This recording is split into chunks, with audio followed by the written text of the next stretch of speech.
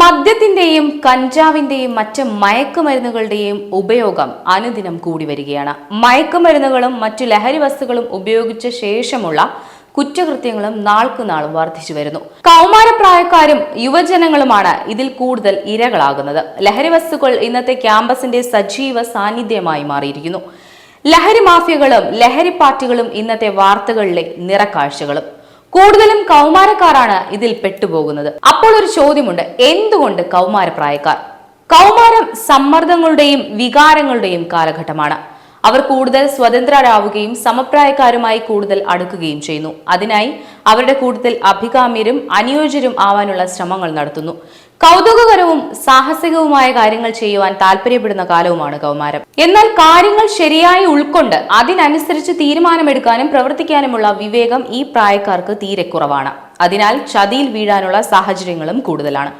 പുകവലിയിൽ നിന്ന് തന്നെ തുടങ്ങാം. വിശ്വസിച്ചാലും ഇല്ലെങ്കിലും പുകവലി കൊണ്ട് മാത്രം മരണപ്പെടുന്ന ആളുകളുടെ കണക്കെടുത്താൽ അത് മദ്യപാനം, മയക്കുമരുന്ന് ഉപയോഗം, കൊലപാതകം, ആത്മഹത്യ, റോഡപകടങ്ങൾ എന്നിവ മൂലമുണ്ടാകുന്ന മരണത്തെക്കാൾ കൂടുതലാണ്. ചെറുപ്പകാലത്ത് തുടങ്ങുന്ന പുകവലി ശീലം ഒരാളുടെ ആരോഗ്യവും ജീവിത നിലവാരവും കുറയ്ക്കുന്നു.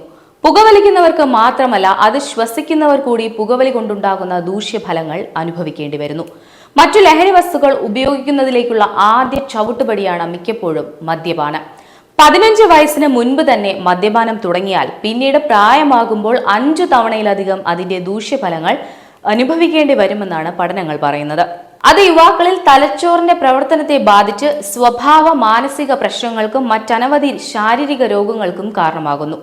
ഒരു മദ്യപാനി വീട്ടുകാർക്കും നാട്ടുകാർക്കും മാത്രമല്ല, രാജ്യത്തിനും ഒരുപോലെ തന്നെ വലിയ ആപത്തായി തീരുകയാണ് ചെയ്യുന്നത്. സ്വർഗത്തിലേക്ക് എന്ന പോലെയുള്ള നൈമിഷിക അനുഭവങ്ങൾ തന്ന് നരകത്തിലേക്ക് വഴിതെറ്റിച്ചു വിടുന്ന മഹാവിപത്താണ് മയക്കുമരുന്നുകൾ. ഹെറോയിൻ, കഞ്ചാവ്, ഹാഷിഷ്, കൊക്കൈൻ, LSD, MDMA എന്നിവയാണ് ഈ ഗണത്തിൽപ്പെടുന്ന പ്രധാനികൾ. ഇവയെല്ലാം പല പ്രാദേശിക നാമങ്ങളിലും രൂപങ്ങളിലുമാണ് നമ്മുടെ നാട്ടിൽ ഇന്ന് സജീവമാകുന്നത്. ഒരു തവണ ഉപയോഗിച്ചു നോക്കിയാൽ തെറ്റില്ല.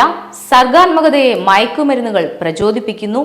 മയക്കുമരുന്ന് ഉപയോഗം ലൈംഗിക ശേഷി വർദ്ധിപ്പിക്കുന്നു, സമ്മർദ്ദം കുറയ്ക്കാൻ സഹായിക്കുന്നു, ഇച്ഛാശക്തി ഉണ്ടെങ്കിൽ അതിന്റെ ഉപയോഗം എപ്പോൾ വേണമെങ്കിലും നിർത്താം എന്നീ തെറ്റായ ധാരണകൾ കൗമാരക്കാരെ മയക്കുമരുന്ന് ഉപയോഗത്തിലേക്ക് വഴിതെറ്റിച്ചു വിടുകയാണ് ചെയ്യുന്നത്. എന്നാൽ സത്യത്തിൽ മയക്കുമരുന്നുകൾ ഘട്ടം ഘട്ടമായി നമ്മളിൽ പിടിമുറുക്കുന്നു.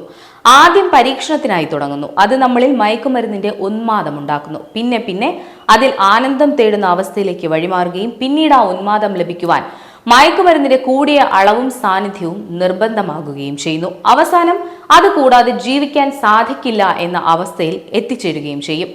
മയക്കുമരുന്ന് ഉപയോഗം യുവാക്കളുടെ ശാരീരികവും മാനസികവും ബൗദ്ധികവുമായ ആരോഗ്യത്തെ തകർക്കുന്നു. മോഷണം, കൊലപാതകം, ലൈംഗികാതിക്രമം, കള്ളക്കടത്ത്, പൊതുമുതൽ നശിപ്പിക്കൽ തുടങ്ങിയ സകല കുറ്റകൃത്യങ്ങളിലേക്കും മയക്കുമരുന്നുകൾ വഴിതെളിക്കുന്നു. നമ്മുടെ കൂടെയുള്ളവർ, അതിപ്പോ കുട്ടികളായാലും മുതിർന്നവരായാലും ഏതെങ്കിലും ലഹരിക്ക്, പ്രത്യേകിച്ച് മയക്കുമരുന്നിന് അടിമയാണോ എന്ന് എങ്ങനെ അറിയാം? ലഹരിക്ക് അടിമപ്പെട്ടവർ കാണിക്കുന്ന ചില ലക്ഷണങ്ങൾ നോക്കാം. വീട്ടുകാര്യങ്ങളിലുള്ള താല്പര്യക്കുറവ്, ഉത്തരവാദിത്തങ്ങളിൽ നിന്ന് വിട്ടുനിൽക്കുക, സ്ഥിരമായി നുണ പറയുക, ഉറക്കത്തിലും ഭക്ഷണ രീതിയിലും പെട്ടെന്നുണ്ടാവുന്ന മാറ്റങ്ങൾ, മുറിയിൽ തന്നെ അടച്ചിരിക്കുക എന്നിവ മയക്കുമരുന്ന് ഉപയോഗത്തിന്റെ ആദ്യ സൂചനകളാണ്. കൂടാതെ പഠനത്തിൽ താല്പര്യം കുറയുക അല്ലെങ്കിൽ ജോലിയിൽ താല്പര്യം കുറയുക, കുട്ടികളാണെങ്കിൽ ക്ലാസ്സിൽ കിടന്നുറങ്ങുക, സ്കൂളിലെ നിയമങ്ങൾ അനുസരിക്കാതിരിക്കുക, മറ്റ് പാഠ്യേതര കലാകായിക പരിപാടികളിൽ താല്പര്യം നഷ്ടപ്പെടുക എന്നിവയും മയക്കുമരുന്ന് ഉപയോഗത്തിലേക്ക് വിരൽ ചൂണ്ടുന്നു. ക്രമേണ അലസതയും രൂപമാറ്റവും വർദ്ധിക്കുകയും പൊട്ടിയ കുപ്പികളും സിറിഞ്ചുകളും പലയിടങ്ങളിൽ നിന്ന് ലഭിക്കുകയും ചെയ്യുന്നു. മയക്കുമരുന്ന് ഉപയോഗിക്കുന്ന ഒരൊറ്റ അനുഭവം നിങ്ങളെ എന്നേക്കുമായി അതിന്റെ കെണിയിൽ വീഴ്ത്തുന്നു. ഇങ്ങനെയൊക്കെ ആണെങ്കിലും ഒരിക്കലും ഇതിൽ നിന്നും രക്ഷപ്പെടാൻ പറ്റില്ല എന്നല്ല. മയക്കുമരുന്ന് ഉപയോഗത്തിൽ നിന്ന് നമ്മെ രക്ഷിക്കുന്ന ചില ഘടകങ്ങളുണ്ട്. അവയാണ് മികച്ച വ്യക്തിത്വവും ഉറച്ച ഇച്ഛാശക്തിയും, നല്ല കുടുംബ പിന്തുണയും നല്ല സുഹൃത്തുക്കളും, മയക്കുമരുന്നിന്റെ ദൂഷ്യഫലങ്ങളെക്കുറിച്ചുള്ള വ്യക്തമായ അറിവ്, ലഹരി വസ്തുക്കളുടെ ലഭ്യത കുറവ്, കലാകായിക പരിപാടികൾ, യോഗ, മെഡിറ്റേഷൻ, വായനാശീലം, യുവജന കൂട്ടായ്മ ഇവയെല്ലാം മയക്കുമരുന്നിന്റെ ഉപയോഗത്തിൽ നിന്നും ഒരു പരിധിവരെ കൗമാരക്കാരെ പിന്തിരിപ്പിക്കുന്നു. ലഹരി വസ്തുക്കൾ ഉപയോഗിച്ച് ശീലമുള്ളവർ കൂടി അതിൽ നിന്നും മടങ്ങി വരുവാൻ ഒട്ടും വൈകിട്ടില്ല എന്ന സത്യം മനസ്സിലാക്കുക. സഹായത്തിനായി കൈകൾ നീട്ടുവാനും നിങ്ങൾക്ക് വിശ്വസ്തരായ ആരെങ്കിലും സമീപിക്കാനും നിങ്ങൾ തയ്യാറാവുക. നിങ്ങളുടെ വികാരങ്ങളും വിഷമങ്ങളും മാനസികാവസ്ഥയും തുറന്ന് സംസാരിക്കുക. ലഹരി വസ്തുക്കളോട് ഇല്ല എന്ന് ഉറച്ചു പറയുവാനും അതിൽ അഭിമാനം കൊള്ളുവാനും നമുക്ക് സാധിക്കണം.